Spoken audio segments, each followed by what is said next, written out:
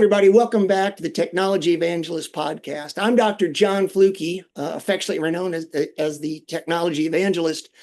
And first, a big shout out to our sponsor, Medidenta, who is putting this together for us and providing all the back end stuff that I don't have time to do. And today, when people introduce people, they frequently say, and he needs no introduction, but truly, I think if you're involved in the digital world at all, you probably don't need an introduction to Dr. Cory Glenn. He has been at this for a long time. He writes, he teaches, he lectures, and he practices. So with that quick setup, Cory, thank you for being here today.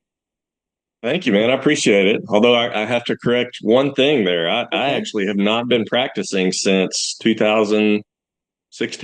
So I have been dry fingered since then, following a cancer issue, and it screwed my back up. So I've kind of been full time in the teaching and technology stuff since that time.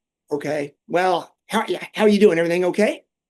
Yeah. So that's kind of my backstory, how I got into all this. My practice was kind of peaking and doing all the fancy stuff I was, really wanting to do and getting into the tech and speaking. And then I started having these bad back problems. And long story short, went to the doctor, and it turned out I had leukemia. It was just incidentally discovered. It's somehow related to the back issues. But anyway, I went through 8 months of chemo and full remission on that. I'm 10 years out from it, but I have never had any improvement in the back issues. So I eventually had to hang it up and focus on the teaching space and working with Blue Sky Bio and just doing all this technology stuff. So, yeah. Okay. Well, I'm glad to hear that. Not nearly to the point that you do, but I've got back issues after doing this for, as long as I have been. And I can kind of commiserate with you. It's funny about the human back. I remember, I'm a big baseball fan. And I remember the one day in probably the late 90s, early 2000s, one of the guys that played for the Royals, I was, reading an article, and they were like, yeah, he can't take infield practice right now because he tweaked his back. And me being a young buck and being a know-it-all, I was like, gee, money, get out there, you sissy, for crying out loud. You're making $5 million a year, bend and, scoop up the ground balls. And then one day when I was sitting in my living room calling my wife, like, honey, can you come tie my shoes, please? It took on a totally different meaning. So yeah, when the expression core exists for a reason, because Jimmy, you can't move your little finger without your back and your abdominals being involved. So I know it's kind of central to everything. And mine is right in the thoracic, right where you got to kind of bend to do dentistry. So I can still do a lot of stuff, but man, if I get in that position for very long at all, I'm in a bad way. So, well, and one of the stats I learned a few years ago, I learned this from a guy who was a physical therapist and worked with a lot of dentists. And he said that statistically, and I never knew this, but he said statistically 65% of dentists that have to require full disability and retire do so because of neck and back. And I believe that. Yeah. So people, take care of yourself. You kind of set me up a little bit, Cory, where I'm going. I always start off with the origin story because I think people love to know how we got to where we are. So sure. Yeah, give me a quick rundown on, I wanted to be a dentist when I was 3 years old, and it just went from there. Tell me how you got into this, how you got into digital, and how you got to where you are today. Yeah, sure. So I've, as long as I can remember, I thought I wanted to be a doctor. I didn't really know what kind or anything, but kind of went into college thinking medicine, and I took a real impactful class. It was just a little throwaway elective for 1 hour, but it was taught by a local oral surgeon, Steve Modeleski, at Arkansas State, and it was just intro to medical and dental professions, and basically, pass fail, and every week he just had some kind of person in the medical field come in. It might be a chiropractor, an eye doctor, a podiatrist, a dentist, a physician, surgeon, whatever. And so every week for a semester, I got to listen to all these people, and almost universally, the physicians, they may be making 5 million a year, but they were Right. miserable. Like they were overworked. They felt they were underpaid for the work they were doing. They never had personal time. And the dentist, in contrast, it didn't matter the specialty or GPs or whatever. They all seemed to Right. be pretty chill about it. They enjoyed their work. Didn't have the stress level the physicians did. So I kind of switched gears, and I ended up getting a job working for that oral surgeon for the next 3 years of college, and went to dental school thinking I wanted to do oral surgery. And long story short, I just ended up, I did love the surgery, but I loved all the other stuff, the Mhm. the waxing and all the general dentistry stuff. Like I really like to do craftsmanship type stuff, and so that Sure. that appealed to me. So and instead of trying to do oral surgery, I ended up doing an AEGD residency under Dr. Steve Cloyd at UT Memphis, and it was implant heavy. I got to do a lot of implants and a lot of the surgery stuff, but it was also full mouth rehab and occlusion. Like they sent us through Pankey, and Wow. looking back, that was pretty formative because I got to basically see 3 to 4 patients a day, but the rest of my day, I just spent tinkering, like Yeah. messing around with setting my own teeth. And I'd get these crazy ideas. That was actually my first time working with guides, as I had these ideas like, hey, Dr. Floyd, why don't we make like a simple guide? It was all acrylic and stuff. But Right. anyway, that kind of planted some seeds. I'm already a tinkerer, and that really lent itself to me. So got into practice. I bought a small, PPO based practice in Winchester, Tennessee, which is a town of about 8,000 at the time. And real quick figured out no one had the money to pay for all this fancy work I wanted to do on them.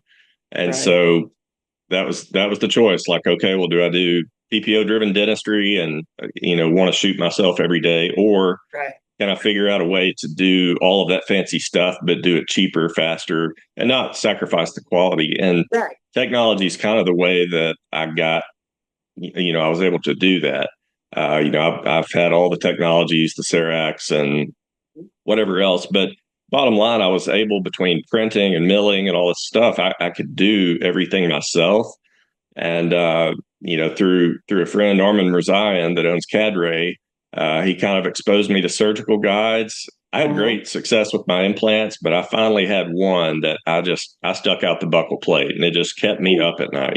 So sure. Yeah. finally tried a surgical guide after making fun of everyone that used them for years, and it was just Right. immediately like, oh, I get it. It's like the stress level was down, it was faster, and I kind of geeked out on the planning aspect of it, and the fact that I could design it myself. That's how I came to know about Blue Sky Bio. Was I found on Dental Town there's this software that you can do it yourself, and it's going to cost $20 a case. So Right.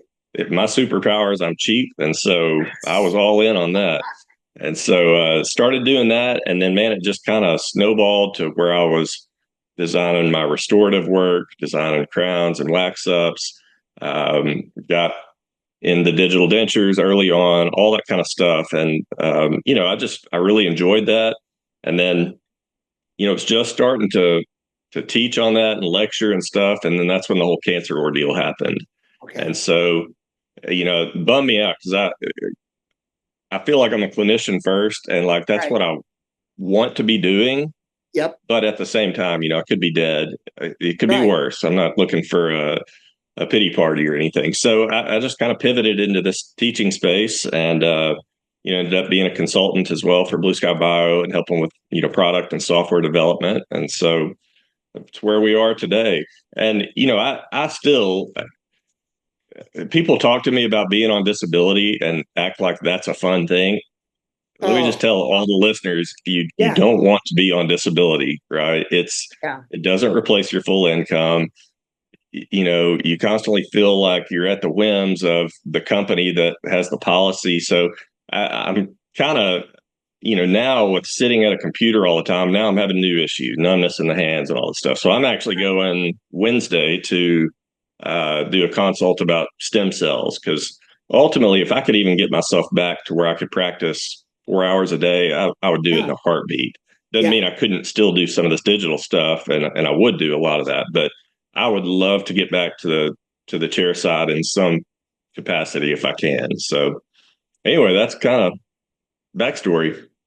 Well, and I mean, I think, gosh, I think that's a great story. I mean, even just from the whole standpoint of the disability, because, you know, it's life is kind of funny. Um, Whenever you don't have to do something, it always seems easier than it would be if you were actually doing it. Oh yeah, And, the grass is things you always greener, can, no matter where you're at. yeah, yeah, exactly. So people think that sometimes what we do is easy and it's not easy. And I'm sure people are like, oh, it's great. You just kind of sit around the house and a check shows up every month or whatever. But that's I mean, seriously, it's a tough thing to have to deal with. And like you said, dealing with, you know, we deal enough with insurance and dentistry as it is. I can't imagine if I 100%, depended on them to follow through and do all the things they're supposed to. Exactly. And honestly, I can't get past my experience as a dentist dealing with crooked insurance companies. So even Yes. though to this point mine has done relatively right by me, that's always in the back of my head is that they're gonna screw me. So I mean, though it's not clinical, I mean, I've worked my tail off every day since because I want to have income. Plus, I need to supplement. It doesn't replace it all. So, Right. I'm basically working a lot of hours doing this kind of stuff because Sure. I always want to have control over my own finances and all that kind of stuff. So, if they screw me, or if they don't, whatever, like I still want to be steering the ship. So that's kind Yeah. of why I've continued at this so much. Well, and I mean, dentistry, it And kind I of like it. draws you in. Yeah. I mean, it's. I don't know if you have a passion for it, which obviously we both do. You Yeah. just, it's hard not to do it. In fact, I'm gonna tell everybody kind of a funny story about how I met you, and then a little bit on like the next time we ran into each other. You probably remember the first one, Cory. You may remember the second, but anyway, the first time I was doing a virtual event for DPR and you were one of the speakers, and I'd heard your name a bunch, but I'd never actually gotten a chance to listen to you. And it was amazing. Um, and I was like, I gotta connect with this guy. But time went on. About 6 months later, I was working with a guy who was working with an endo company on a file system, and we were talking, and this gentleman also knew the people at Blue Sky Bio. And he said, what do you think? There's all this stuff on guided implants. And I was like, yeah. And he said, what if there was a difficult endo case and you could do like guided endo? And I said, well, I mean, I said, I think it's got limited applications, but I do think there's going to be certain times that you need that. And then, of course, the way life works, like 2 weeks later, a guy walks into my office, tooth number, I think it was 5, needed endo. He I'm had, remembering this now. I okay, was yeah. blanking on this until you started the story. And now this is coming back to me. Yeah. So Little I'm short looking. premolar. Yeah, yeah, and the roots on the abutments were going like way different directions, and I love doing endo. It's my favorite thing to do. But I was looking at that, and I was like, the chances of perf in this, because I can't see how the tooth is lined up. Yeah.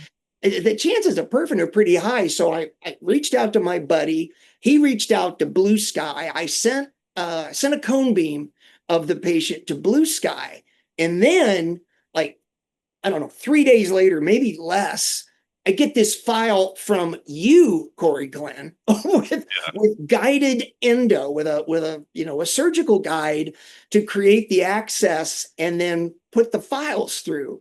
And that was one of the lowest stress endos that was complicated like that I'd ever done. Yeah. And I was like, man, this guy knows what he's doing. I mean, this thing turned around like, I don't even know, 24, 72 hours tops. And it was really slick. So I don't I know. actually came across I was cleaning up. I've got 3D models and crap sitting Sure. everywhere Okay.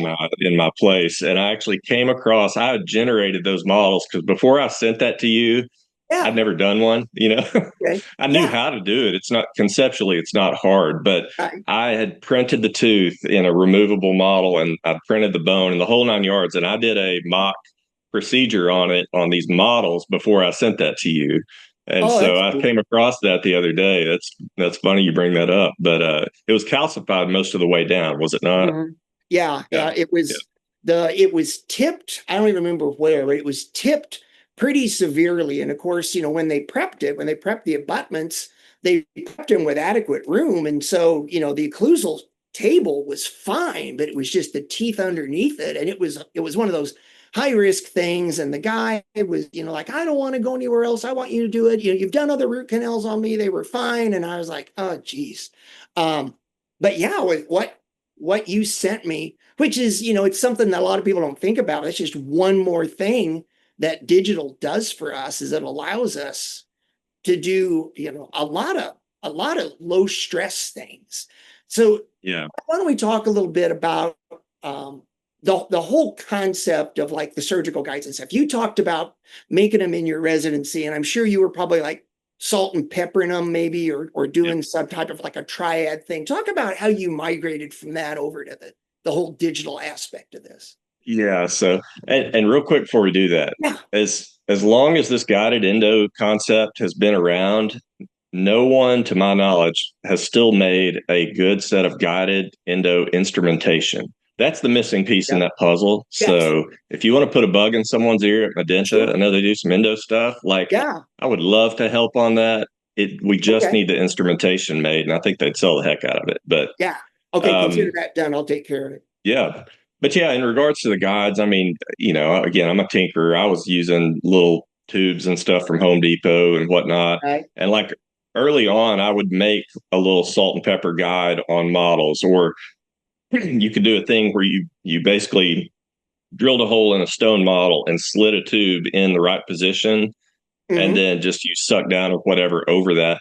And it was great. Like it was going to get you a great prosthetic position, but you're completely blind to what's underneath the gum tissue, right? Right. And so I kind of started seeing some inadequacies in that because you'd take your check film and either the roots were off from where you anticipated or too far buccal, whatever the case may be. So Right.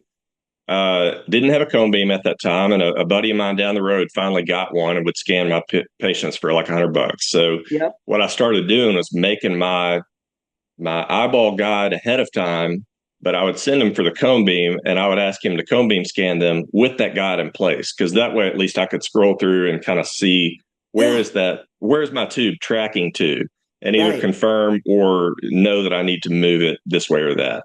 And that was sufficient for me. I thought that was all I need. I was still in the school of thought that, cone beams overkill and all that kind of stuff. And then again, I had that whole incident with Armin Mirzayan. What happened was I was the guy on Dental Town preaching, you don't need a guide, you just need all these, 2D x-rays, and Yeah. you just need to think brain guided surgery. I used to be that guy. And Armin at the time ran a cone beam center. Like if you needed an occlusal amalgam, you were getting, a full head CT scan. Sure. And so I just thought everything was so much overkill. So we had this public debate going on in Dental Town, and he made this bet. He said, I'll bet you that within the first 20 implants you placed, I'm sorry, this was when I finally broke down and got the cone beam. He made the bet. He said, I bet you within the first 20 patients you scan where you've previously done implants, you're going to find one perfed. Well, I won the bet. I got to number 25. And that was the one I was talking about, that immediate implant where the roots were fenestrated out the buccal. And I made my osteotomy in bone, but when I cranked the implant in, I followed the socket. It Mm. integrated, it's there to Yep. this day, but the x-ray is just shameful. I hate that it exists. And so Right. he calls me out on Dental Town and he got a ton of business out of it. But I was like, all right, hey, if you're going to do that, though, give me a few free guided cases, because he was making surgical guides and all that. He was like, absolutely, that's the best marketing I could ever do. And like I said, the first one I used, it was like, okay, I get it now. This was not that complex to do. Right. The remaining problem was, you had to pay people at that time pretty much to do it. And it was Yeah. $300 for a single tooth implant. Well, Right. I charged a bundle price of 2,500 for implant, abutment, and crown. Like I just didn't have enough, meat on the bone to Right. eat another 300, and I wasn't Sure. able to raise my prices in my community. So it's when I learned about Blue Sky, and it was so clunky and so difficult to use at the time, but I could do it for cheap. And Mhm. so basically the software is free and you just pay a per case to export that guide once it's designed. So I started out designing them. I would send them off for 3D printing, and those seemed to work great. And eventually I was one of the early dentists that had an in-office 3D printer, and it was a 20 now it's a $20,000 paperweight. But even though it was so overpriced and so complicated to use and all this stuff, I still found a ton of value in it. I vividly remember one case where in one print bed, I did 3 full arch guides and a quadrant guide, and I just started tallying up. Like if I'd have paid a guide or a lab service to do that, I would have been at like thousands of dollars, Yeah. and here it cost me 70 cents. And so I still felt like I made the money back. And then that spiraled into more printers and doubling down on that. And software kept improving and getting more efficient. And I started teaching courses on it, to where now I've got a graveyard of 20, 30 printers, and then I've got my 4 or 5 that I actually still use. But, I've been through a lot of them, and it made all the sense in the world to me. But I kind of had to have that experience of going through it, having had a problem, and then going through the process of using that guide to finally make me see, like, hey, there's some validity to this. So You know, I had a similar thing, not nearly as cool, but so I'm older than you are. And when I graduated, nobody used magnification. I mean, the instructors didn't use it in dental school. They didn't require us to use it. And I got out of school and I met a guy online. We got to be buddies, swapping emails. And we were very similar. We were general dentists. We were both kind of getting started. We both loved to tinker. It's funny how many people that I've interviewed that are huge names like you in the industry, and almost everybody says, well, I started out tinkering with whatever it was. And so we were both tinkering, and one day he emailed me. He was like, you have got to use magnification. And I was like, what? And he was like, oh yeah, it's just the coolest thing. My buddy had really poor eyesight. I remember that he told me that, when he woke up in the middle of the night and looked at the clock, he had to fumble and find his glasses so he could read the clock on his nightstand, and I was like, well, of course you need mag. You're blind as a bat. I got blessed with 2015.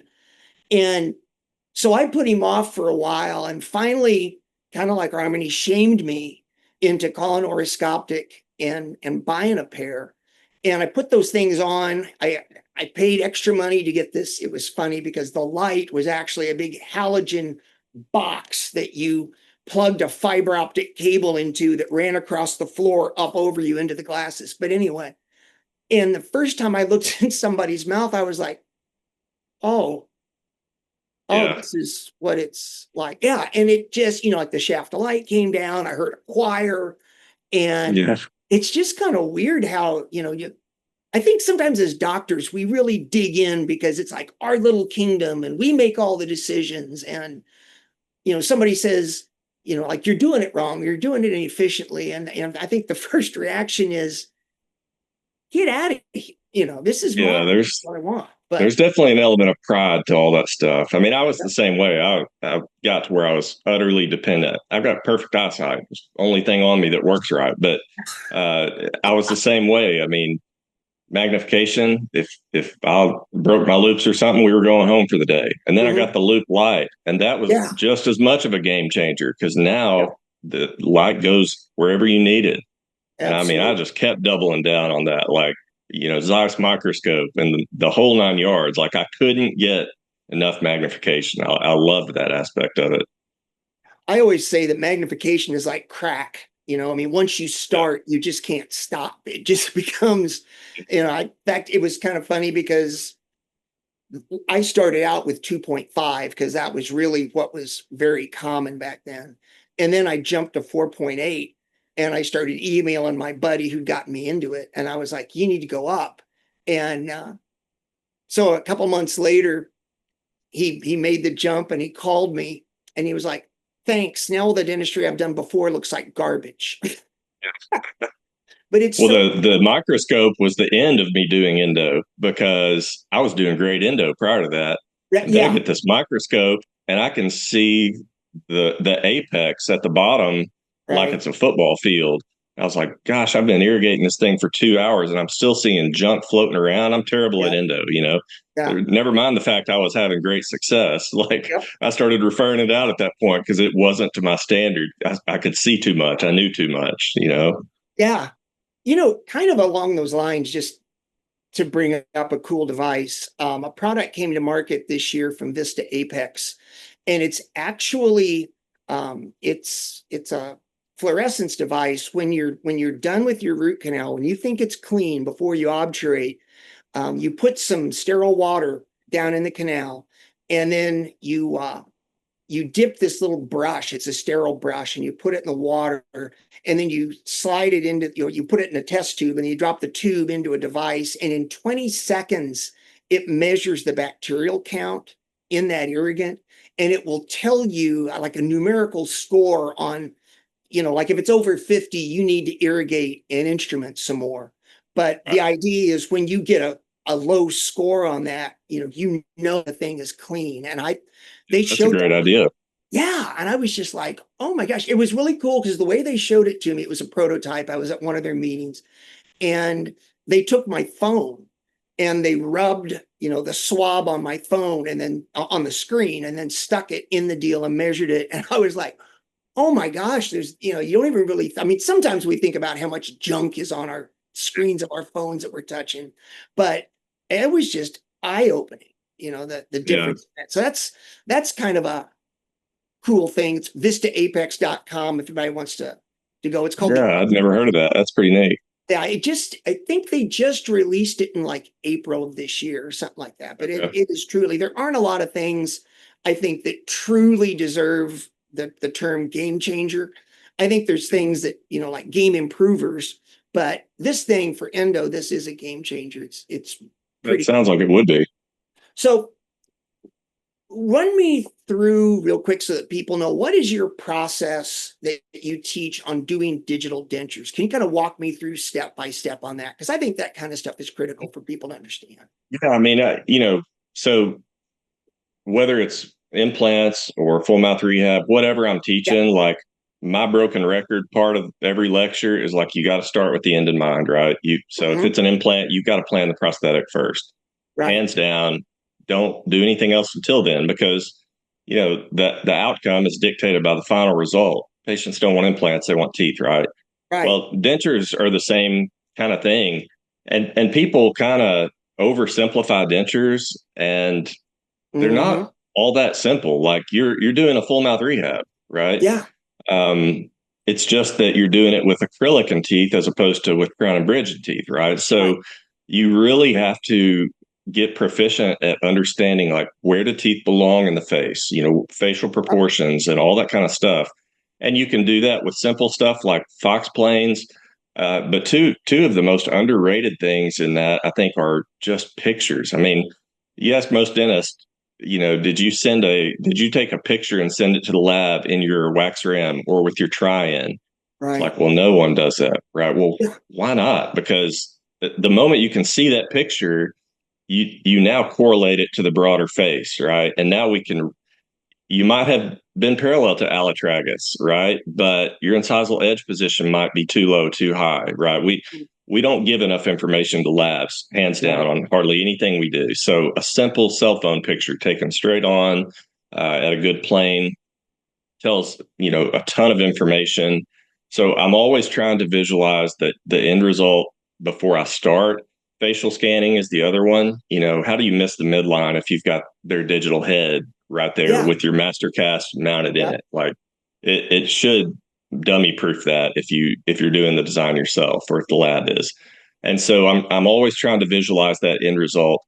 Um, again, going back to my demographic, the name of the game was we got to do this more efficiently because I couldn't charge more. That's just Right. that was my demographic. And so you're not going to say this is so much better. We'll just charge $5,000 an arch more. Yeah, that just doesn't fly in Winchester. There's like 4 people that can afford to do something like that. Right. So I was always trying to find like, how can we speed this up? Because if you're making dentures like we all were taught, 5 appointments in dental school, like there's just so much wasted time in that, and you're turning rooms over, and it stretches into a month or 2 to get it done.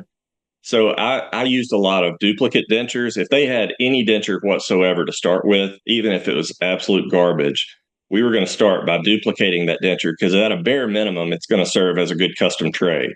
I can add material to it for border molding and all that kind of stuff. So we would cut some appointments off, at least 2 appointments, by doing that. And that first visit would at least get us to where next visit is wax rims, right? And then, of course, all the stuff we're taught, interpupillary, allotragus on that. But even that, now you're at a 3 appointment denture. And so for, gosh, it's been 7 years now, I've been playing with this idea. Now, I wasn't clinically practicing, but I would work with doctors using these. But I came up with these 3D printed trays. They were just an edentulous tray, but I was able to find a printing resin that was thermoplastic. So now the difference was it's an edentulous tray and it's thermoplastic, but also it had teeth on it. Because I don't know about you, but when I'm trying to visualize a patient's smile, I can't do it with pink wax. I just can't see it, you know? And so I thought it would make all the sense in the world if we just had a tray with some teeth on it, and we could kind of position the teeth within the face where they look decent. That's genius. And so, yeah, so for 3 years, probably, I screwed around thinking I wanted to patent that. And, you know, I could do a whole rant on this, but the whole patent game is a scam. You know, ultimately, unless you can make a quick million off of a patent, don't bother, because they're easy to knock off. I mean, I can beat most patents with what I've learned. Now they're pretty easy to beat, and they're only as good as your willingness to defend them in court. And if you get a big, rich, you know, company that wants to challenge you, they'll just bleed you dry. So I finally just worked with Blue Sky, and we said, forget the patent. And we just had these things. We made molds, and we had them injection molded in a thermoplastic material. And so what Blue Sky actually sells these now. They're under the Glen denture tray. But it's what I described. It's upper and lower edentulous trays. They come in small, medium, large. You know, you can thermoplast them and kind of customize them to the arch, grind where you need to. They're just plastic. And the idea with the teeth is you're trying to get the teeth somewhat close to where they ought to be aesthetically. And that's your try-in quote, right? Okay. And since I'm doing everything digitally, if I have that, even if I don't perfectly line the teeth up, if I couple that with a picture, and that very first bite I've got, or the very first appointment, I've gotten a great border molded master impression. I've gotten some kind of aesthetic reference, maybe not a try-in, but it's a good visual reference and a picture, and I've got their vertical. What's to stop me from going to the final denture the next visit? And that's especially the case if you're going to 3D print them. So I do all my own design, obviously, but you know, some people don't like design, delegate it out. If the lab has that picture and good data, they can design it for you. But with 3D printing, like the stakes are so low if it comes back and it's not ideal, right? What are you out? $8 on the printing resin? Exactly. So I just swing for the fences, and that second appointment, we try to deliver the final dentures. And I'd say probably 80% of the time, they're great, and we're done in 2 appointments. Of course, you got adjustments and all that, and no one has a solution for that. But 10-20% of the time, you know, maybe I want to change the vertical or move a teeth around, or I just missed the midline, whatever. Okay, well, big deal. Like now that's their trial denture. If it's sloppy fit, I'll do a wash impression and then take that back and scan it. If it's a bite that's off, I'll equilibrate it in and get a new centric bite. But I always used a desktop scanner in my office. I would have desktop and intraoral. So if it's that small percentage of the time that things are not perfect, we make the changes, we take a new picture and make some notes, and then we just go back and scan those in the new bite or the new reline, whatever we did, Yeah. scan that, and then we still just give them to the patient. Say, hey, we can improve on this. Go home with these. Come back tomorrow. We're going to have a perfect set. So most times it's a 2-appointment set of dentures. Sometimes it's a 3-appointment. And now you can actually be efficient with your time. You can actually be profitable with dentures, and you're not just spinning your wheels doing it because you got to do it, you know. And so Right. that's kind of where my denture process has evolved to in recent years. So again, I'm not necessarily the one doing the dentistry, but you know, I teach at a residency called Hope Smiles in Nashville every other week. And so lots of edentulous patients. We get to do quite a bit of these and work with the residents. And man, we've gotten some great results that I've posted on social media and different places. But it's worth looking into. I got YouTube videos on it on my channel, as well as social media posts and stuff. But if you are trying to be more efficient with your dentures, that's been a really helpful tool to me. Well, one of the things that you said that I thought was just really beautiful is when you said, even if it doesn't fit, we tell them, come back tomorrow.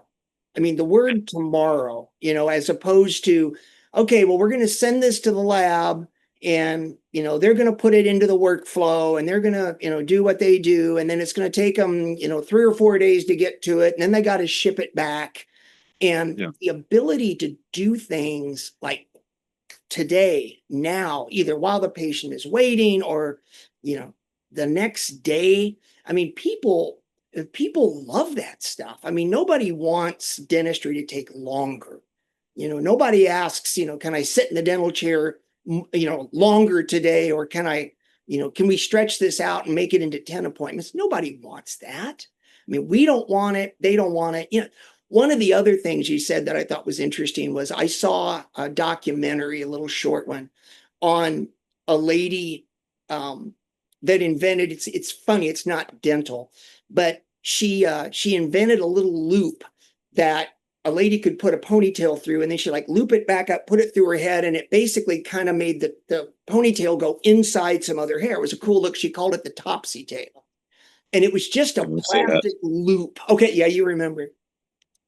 She said that she started doing that. It was like her and her best friend. And, she found a company. I think she said like she started with a coat hanger, and she ended up getting something kind of that worked. And she contacted a plastic company and they designed it, made some molds. They started injection molding them.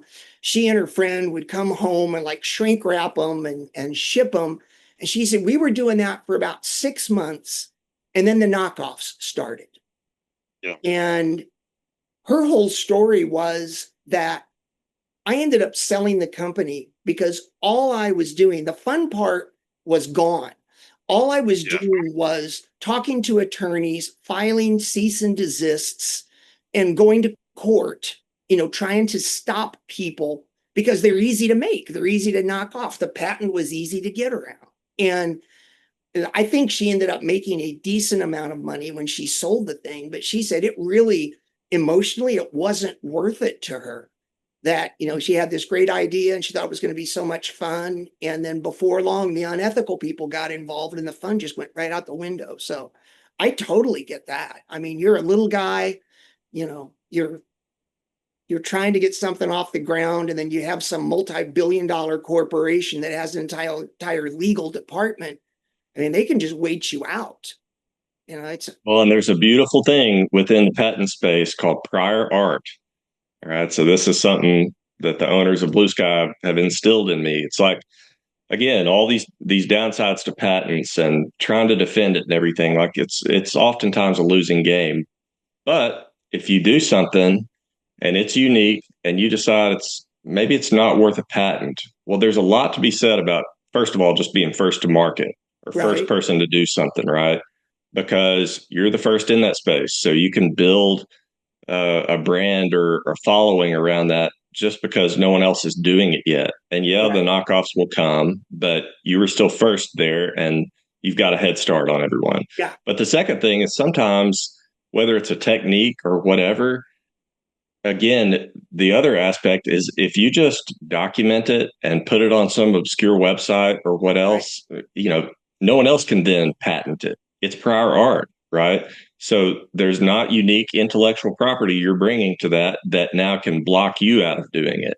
So oftentimes I would come up with something unique, a technique or a product or something, and take it to Facebook or Dental Town.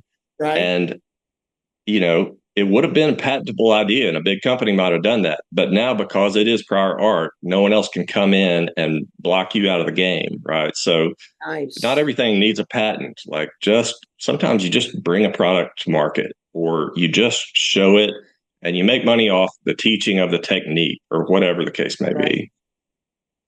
You should do a whole course on that. Honestly, I think that's Yeah. fascinating because dentists are pretty creative people. I've seen a lot of cool things Oh that, yeah. people have come up with. Um, but anyway, it's kind of an interesting study in human nature. I've got a bachelor's in psych, so that kind of stuff fascinates me. Yeah. How long have you been working with Blue Sky Bio?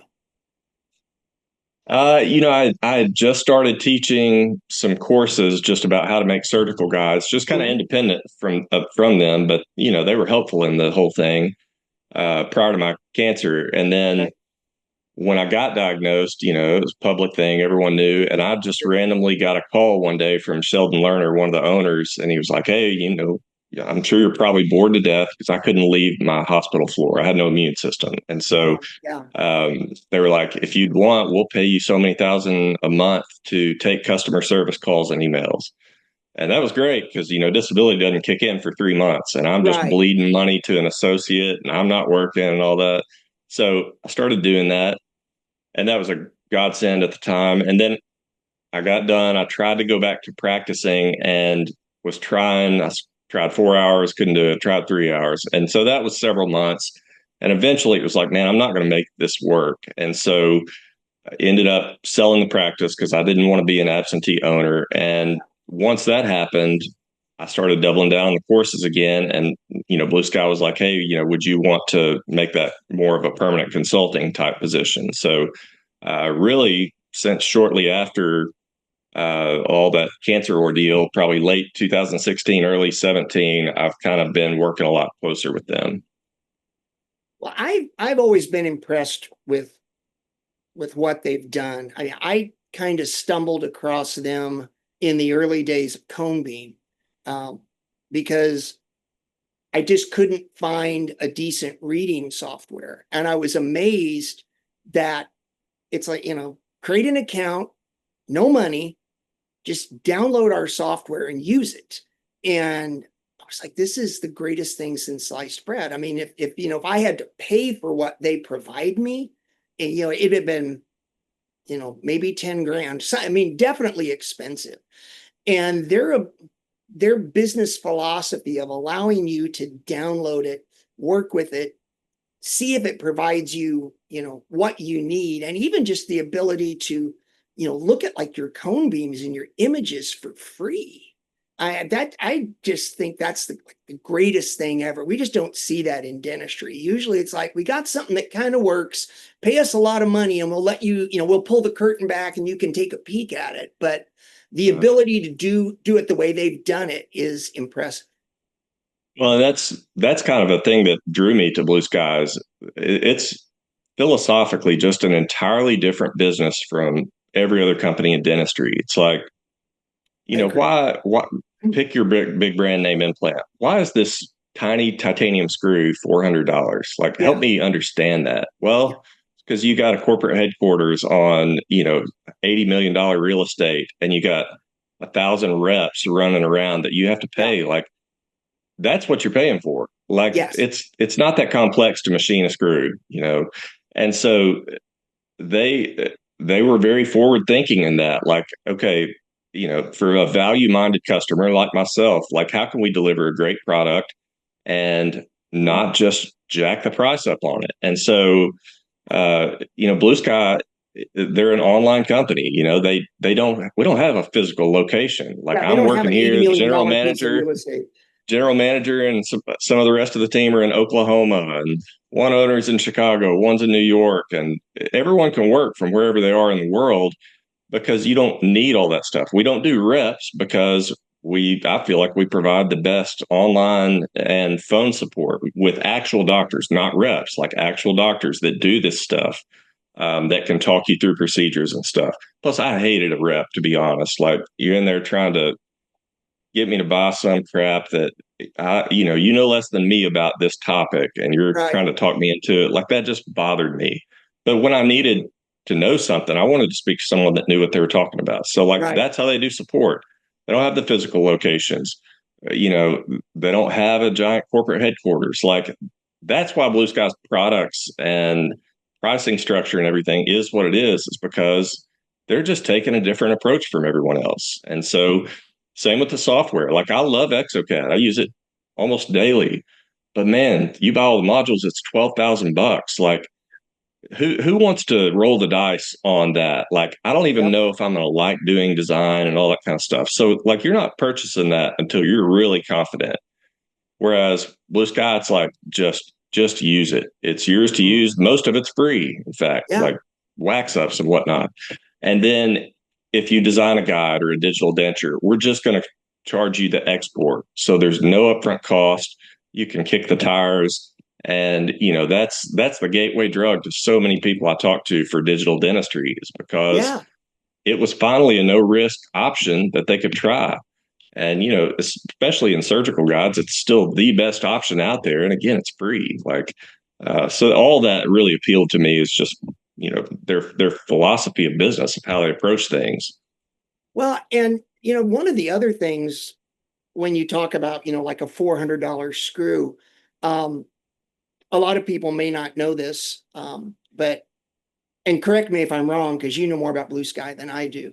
But the way I understand it is you can actually treatment plan a surgical guide for an implant and tell them, I want like a, 3.8 millimeter diameter with, this length and this type of platform on it. And they'll basically send you what I kind of humorously refer to as implant in a box, where they send you the guide that you've designed and then all the parts for that Yep. case. Is that basically a good Yeah. So, like, if you purchase, let's say, a Blue Sky Biomax implant, the guide planning is included with that, and it's free. The guide printing is free. All you pay is the $5-8 to have it shipped to you. And you know, so much of Blue Sky's market share is GPs. Mhm. Specialists are always a harder sell because, one, these big companies come in and they just throw them that implant and the stuff at just ridiculous prices because they Right. want the market share. But beyond that, even if the specialist understands that this is just as good, if not a better implant, it's not just enough for them. Like, they have to convince all their 50 referral docs that, guys, Yep. this is the same quality and all. And you always got that one or two holdout that's like, it can't be. If it's more affordable, it can't be good, right? So Right. the GP, just the way things shake out, is usually our best customer. And so uh, stuff like that, of including everything with it, has always been real appealing. And then we're actually about to start a pilot program where basically we're going to provide coaching through your first so many implants. So if you buy a Nice. Blue Sky kit, and I'm speaking a little out of turn, I don't remember all the details off the top of Sure. my head, but let's say I you won't hold you to you it. buy in and you've gotten the kit and everything. Well, your first 10 implants, you want that hand holding, right? And so we're going to Mhm. have virtual Absolutely. coaching where doctors who place implants and are very experienced coach you along and can virtually talk with you through a case and all this kind of stuff, and do a hot wash after the procedure. Right. What went good, what went bad? Because getting people up to speed and confident just placing the routines, you get someone to that point, they're going to get the bug, they're going to see the value, and they're going to be a customer for life. And so education, has always been a really big part of Blue Sky. They've supported anything educational that's out there. They're not going to go pay key opinion leaders, $100,000 a year to hype Right. their stuff up, but it's a good product. And if you're teaching it, if you're a nonprofit or a residency or whatever, like, they'll bend over backwards to make things work for you and try to help get you up to speed on that. Well, and I mean, Yeah, because everybody, the only way I think that you really learn is number one, by doing, but number two, by making mistakes. And I think one of the things that holds dentists back about, trying new things, trying to place an implant is the two things. Number one, the cost, because if you get into that, the cost of just getting into implants is expensive. And you flip or add, oh, and you've got to have this whole inventory, parts. Um, that's a lot of money. But by helping people to not make the mistakes, to say, no, you don't want to do that, because if you do, this is what's going to happen. So they've implanted a box, as I call it, basically completely removes the inventory cost out of that. And then having somebody that actually does it, talk to you, coach you, help you plan it, and then hot wash it afterwards. Um, I mean, that's the perfect solution, in my opinion. Yeah, people way overcomplicate implants. Like, I mean, doing a pediatric filling to me was Mhm. so much more intimidating and stressful than a routine implant. Like, there's definitely hard stuff you can get into, don't get me wrong, but man, a lot of them are just so easy to do. You make a hole and you put a screw into it, right? Like, it's not that complex. We overcomplicate the inventory. We think we need a whole cabinet full of instrumentation. And maybe you Mhm. do for these super complex things, but again, that's not the vast majority of things. Right. Implant inventory, you don't need 80 different implant sizes in the cabinet, right?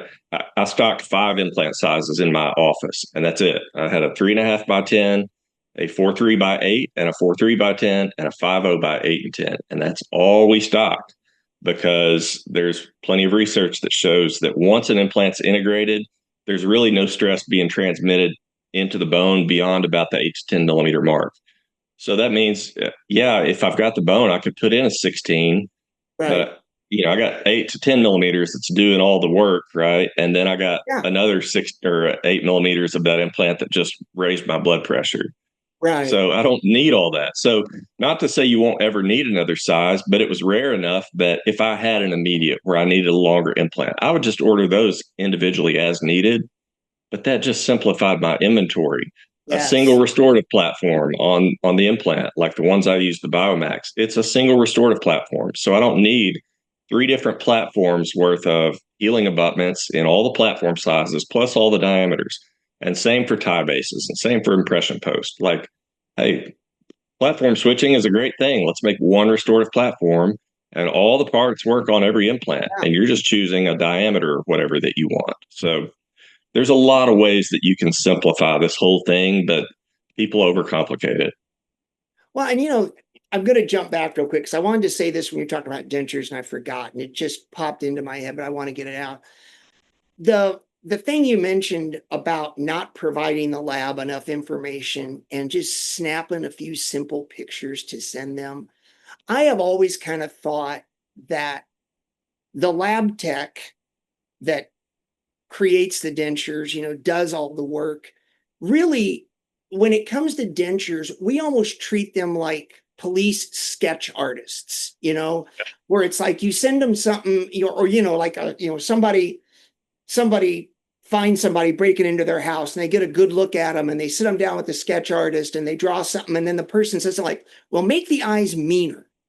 It's like, Yeah. well, what does that mean? Or, provide a nice, even feminine smile. Well, exactly what is that? How do you do anyway? So the Yeah. photo, Is this 105 pound female, or are they 350 pounds? Like, yeah. what's the shape of their head? Like, you're asking your lab to make an educated, sometimes even an uneducated guess at this. Mhm. And then you get back a wax try-in or something, and it's not, to the micron perfect, and we always make it the lab's fault. Oh, I'll sure. tell you, I've functioned more as a lab technician in the last 8 years than I have as the clinical dentist. Right. And I'm just going to tell you, it's usually our fault. Yeah. Usually, not always, but Right. we use that scapegoat all the time, and we're just Yep. not giving them enough information. Yeah. And sometimes I think we don't give them enough credit either. I mean, what they No. do when you need a lab tech, that's when people talk to me sometimes about, AI and using AI to design. And, I've had people ask me, isn't this going to put the labs out of business? And I don't think so. I mean, I think we might see a little shrinkage in the industry. But there's always going to be a need for humans because only, I like to say, only you can't program a soul. Only a human really knows, how things feel when you look at them. And it's not just a mathematical formula. I mean, there's something a little bit more to that. So I Yeah. think the And labs. AI is always going to perform best on the run of the mill average case, right? Because how does AI work? Like it's the feedback of multiple cases. So a single tooth crown, it's going to knock that out of the park usually, right? Get it 90% of the way there.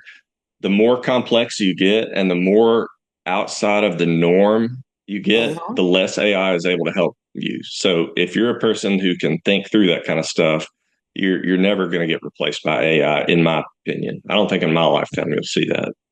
No, and you know what I thought that was a great point because you are right. What AI looks for is kind of, the average of, of all the Right. answers I've gotten, how many fall into this, and that's what it uses. But you're right. For the stuff that falls outside of that, no, no, it's a Like fail. Blue Sky Plan now has AI features, and Right, so it's going to segment the bone and analyze it, and it's going to put its own little single click tooth proposal in there, and it works great when there's plenty of bone and all that kind of right. stuff. Well, bone is inversely proportional to the amount of money the patient has, right? So if you got all the money in the world, you got no bone.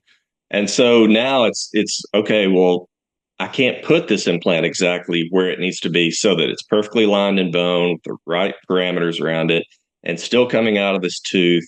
Right. That's where AI is usually going to struggle on that. And you've got to have someone that can think through, because now you're going through this hierarchy of compromises that have to be made. Yes. And in my opinion, that's not going to get replaced by AI anytime soon. And No. same for a full mouth rehab, same for an aesthetic smile design. I've actually been playing with this, like these full arch cases. I always do a smile simulation first. I'd rather do it in 2D and see what looks good in their face first, and then try to Sure. replicate it in the 3D. And I've been feeding Chat GPT pictures and say, design an ideal smile. I want you to keep the exact same picture, but cut out what's in between the lips and propose an ideal smile simulation. And sometimes it does great. And, it always needs a little tweaking. But as Right. soon as I get outside of those norms, it just can't generate something worthwhile. It takes a thinking person to do that. That's really interesting. I need to tinker with that because that's one of the joys of having somebody like you that unfortunately has, a fair amount of time, um, but has the knowledge because I've never even honestly thought about doing that. That would be kind of a cool thing to do. I'm never gonna get it good, but that's something to play with for sure because Well, I'll throw this out there. If you are wanting to do more big cases, I don't think there's a better way out there than smile simulations for two reasons. And I preach this like crazy in the denture course and in that full arch course that I do with Danny Doming. If you can first do that smile simulation, you got patients walking around, they've had busted looking teeth for 30 years. They've never even visualized that things could be different. And man, there's some great softwares out there. You can even do it in PowerPoint. Your hygienist is waiting on you for 10 minutes, like make them take a picture and do a simulation. Because yeah. all of a sudden, this patient sees a photorealistic picture of themselves with Hmm. these amazing teeth that they didn't even think was remotely possible. And the motivation with that is just out of this world. So one, it's going to sell big cases, but again, I'm functioning more as the lab tech these days. So Yeah. from my perspective, if I can get this 2D picture and I know here's what they currently look like, and here is this beautiful picture of them with this perfect smile, and you might do 10 renditions of it. You can sit there with the patient and say, what do you think of that? Right. Or Yeah. rounded Yeah. edges, whatever. And like let them pick and give feedback. And now we've got a goal. This is what we're aiming for. And it makes my 3D wax up so much easier because I can just take the transparency up and down. There's where their current incisal ledge is. Here's where we want it to get to. That's what's going to look good on them. Man, it takes all that guesswork out of stuff. So back to what you were saying earlier, like you take 2 stone models and send it to the lab and say, give me a wax up for a Yeah. 28 unit rehab. It's like, okay, guy, I'll give it my best guess. Right. Yeah. You didn't send a picture or anything, but this takes it that much more beyond a picture because you're seeing it in the face. Well, and human beings, going back to my psych degree, we get about 85% of what we perceive about our environment through our eyes. And being able to see your own face with a new smile, or even doing the split screen and show them this is what you look like now and this is what you could look like, that has so much more value and so much more understanding for the patient than to hand them stone models that one of them has white wax and one of them is here you are now with your jacked up teeth. Completely useless. Yeah, they don't comprehend it. And we're so well trained that we look at it and we're just like, we know exactly what it's going to look like. But we've got years of doing it that allows us to do that. And I think sometimes people forget what we know, versus what the average person on the street knows. They just don't have the same knowledge to grasp that like we do. No, we're not giving them enough information. And I'll just put in a quick plug for Danny and this course that we do. But Danny's practice is it's mostly implants and it's very much full arch oriented. So guys and his uncle, these guys are doing 1,000 implants a year each with full arches and stuff. Like, how do you get people to say yes to that in Lafayette, Louisiana? Yeah. The simulations is a big part, but I'll tell you the other thing that I give credit to them. When COVID happened, they just got overwhelmed with patients, and they would do an appointment, gather information, and then come back and present it. Right, half the time the patient comes and the person making the financial decisions isn't with them. So you throw all this information at them, they retain 3% of it, and then they got to go home and explain it why there's a $50,000 price tag on this thing, and the case dies. Yes. Out of necessity, what they started doing was they would just have a little PowerPoint template, 7-8 slides, and say, "Hey, Ms. Jones, here's what you look like currently. Here's some close-up pictures of these teeth that are problematic. Why we need to do something. Here's a simulation of what we can get your mouth to look like if you want to proceed with treatment. Here's a real simple panoramic x-ray with just some doodles on it. Like, this is what we're proposing to do, and implants here, and, redo these crowns, whatnot." And then, Blue Sky has tons of animated videos for all these procedures. Dump one of those in there. And then instead of doing that follow-up visit, they just screen record themselves going through that 8 minutes, right? Never more. Right.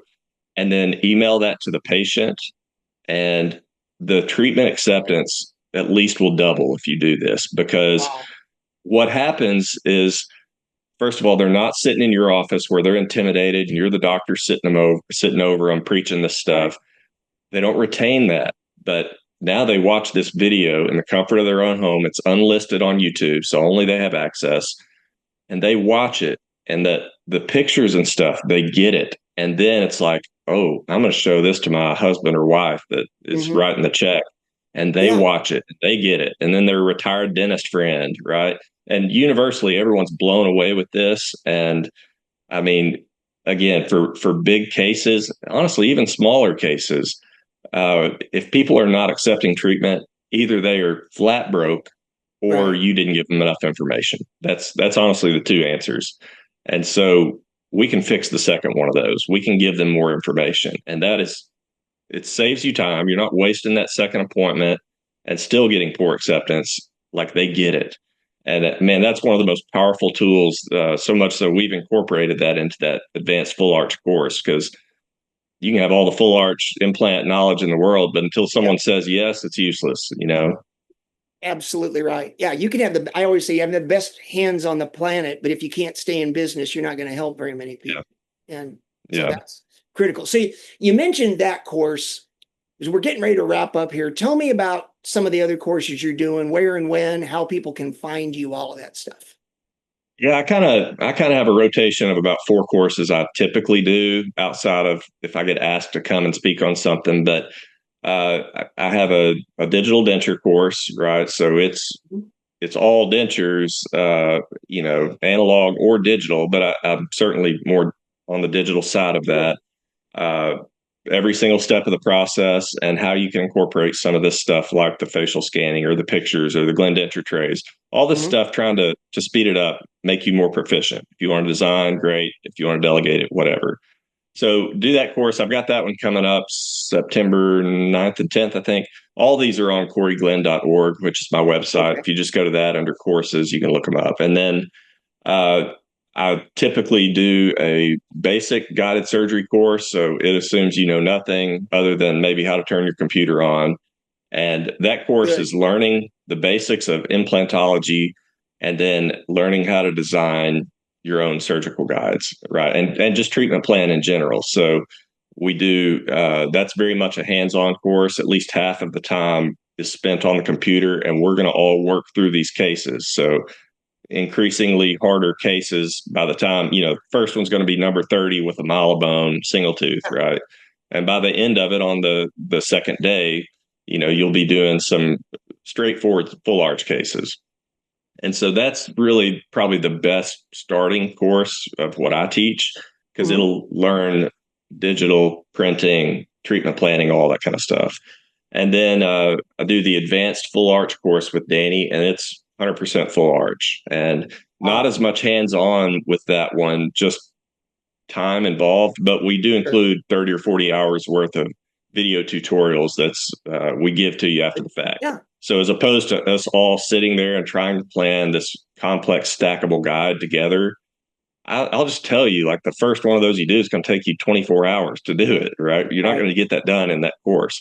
It takes reps. And so we found the most efficient way to do that is we're going to teach it and give you a ton of other information, but then have the reference videos after. And then the last one's like a full mouth rehab, more of a digital full mouth rehab for crown and bridge type stuff. So right now, the only ones on the schedule are the full arch and the denture coming up in the next couple of months. Because I coach basketball, I got to get my basketball schedule figured out before I can schedule. But after that, I'll be scheduling, a bunch more after the first of the year.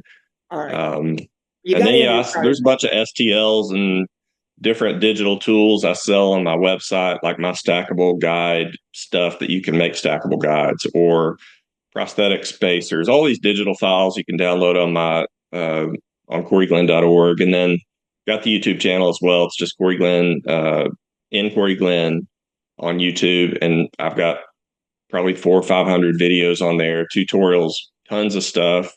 So if you ever want to check something out like that, there's chances are I've got a video on it. Cool. Well, Cory, I knew this was going to be fun, but I didn't realize it was going to be this much fun, and I get this much information from you. So thank you. We're butting up against the time limit, but you definitely need to come back and we need to talk some more, because this is absolutely be happy to. Cool. Okay.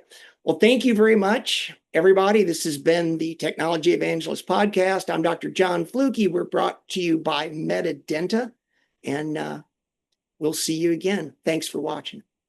Thanks, everyone.